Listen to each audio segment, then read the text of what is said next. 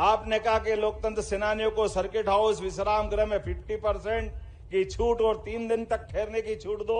बिल्कुल हो जाएगी, कोई मना नहीं है, इसमें क्या दिक्कत है? आपकी दुनिया है, आपने अधिकार दिया है। आपने कहा वर्तमान में अनेक जीवंत दिवंगत लोकतंत्र सेनानी ताम्रपत्र से रह गए थे, तो हमने कहा सबको देंगे, कोई भी छूटा हो आपकी लिस्ट से वेरीफाई कर लेंगे। लोकतंत्र सेनानियों को भी टोल नाकों पे छूट दी जाए, बिल्कुल दिलवाई जाएगी, इसमें भी कोई मना नहीं। आप किसी टोल नाके पे जाएं, अपना पास बताएं, उसमें आपको ये पात्रता दी जाएगी।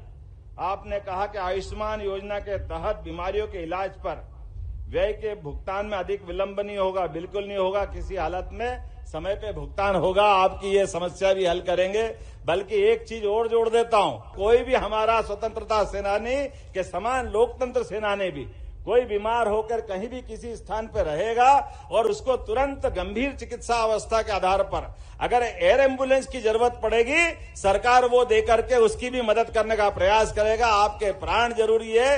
अभी हमारा अपना मध्य प्रदेश ग्वालियर से लगा करके रीवा तक का इस पूरे बेल्ट के अंदर हमने एयर टैक्सी की सुविधा भी चालू की है। तो इस एयर टैक्सी की सुविधा में अगर आप उसमें आना जाना चाहोगे तो आपको भी 25% की छूट सरकार के द्वारा देने की घोषणा करेंगे।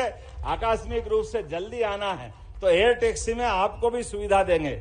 एक आपने बात कही कि लोकतंत्र सेनानियों के स्वर्गवास के बाद राजकीय सम्मान के साथ अंत्येष्टि होना चाहिए, तो यह हक होना ही चाहिए। अभी तक इसमें 8,000 रुपये अंत्येष्टि में मिलते हैं, अब 10,000 रुपये अंत्येष्टि के समय देने की व्यवस्था की जाएगी।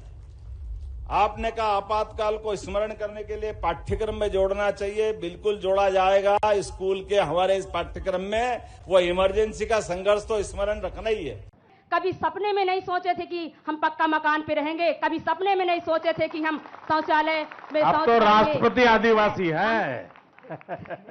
लेकिन आज हमारे आदिवासी भाई बहनें इतने खुश हैं और मैं बहुत बहुत आपको कोटि को हृदय से धन्यवाद करती हूँ। बहुत बहुत धन्यवाद।